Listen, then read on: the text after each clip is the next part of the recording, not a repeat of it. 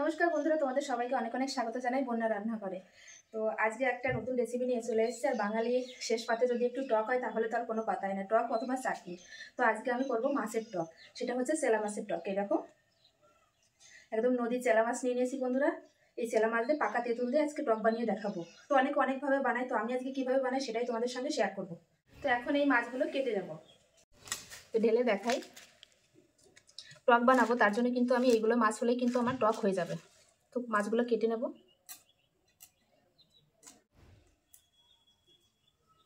এই চেলা মাছ খেতে কিন্তু খুবই ভালো লাগে, আর টকও কিন্তু খুব দুর্দান্ত লাগে।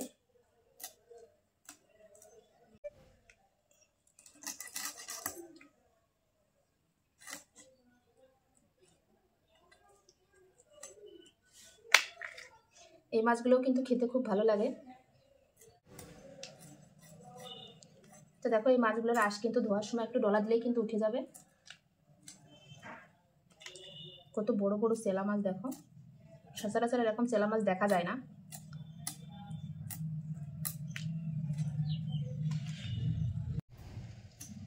দেখতে দেখতে প্রায় মাছগুলো কাটা প্রায় শেষের দিকে। তো আমি চেলা মাছ দিয়ে এই টকটা বানাচ্ছি, তোমরা চাইলে অন্য যে কোনো ছোটো মাছ দিয়ে বানাতে পারো, খেতে কিন্তু দুর্দান্ত লাগে। তো দেখো সব মাছগুলো কিন্তু আমার কাটা হয়ে গেছে, এই যে একদম টাটকা মাছ। তো এই মাছগুলো ভালো করে ধুয়ে নিয়ে সব কিছু নিয়ে ফিরে আসছি।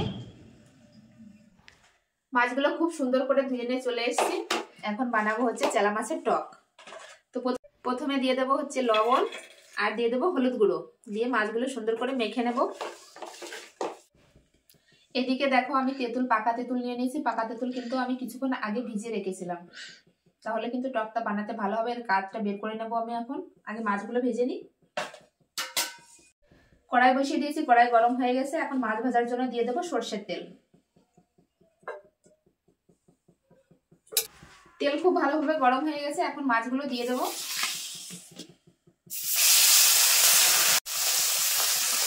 সব মাছগুলোই কিন্তু আমি একবারে দিয়ে দেবো।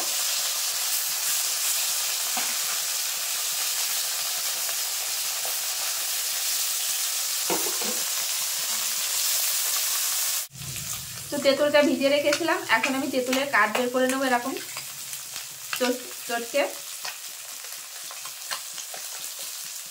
এই বাকি যে খোসা কিন্তু এগুলো কিন্তু চিপে আমি ফেলে দেবো, এগুলো আর টকের ভিতর দেবো না। এই যে এখন মাছগুলো উল্টে দেবো আমি। আর টকের জন্য কিন্তু বেশি কড়া করে ভাজার কোনো দরকার নেই, তাহলে খেতে ভালো লাগবে না। একটু হালকা করে ভেজে নিলে হয়ে যাবে। মাছগুলো কিন্তু ভেজে নিয়েছি হালকা করে, এবার তুলে নেব।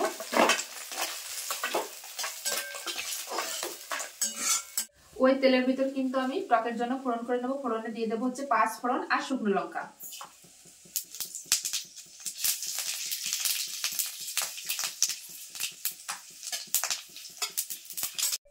এবার দিয়ে দেবো হলুদ গুঁড়ো, দিয়ে এবার জল দিয়ে দেবো টকের জন্য।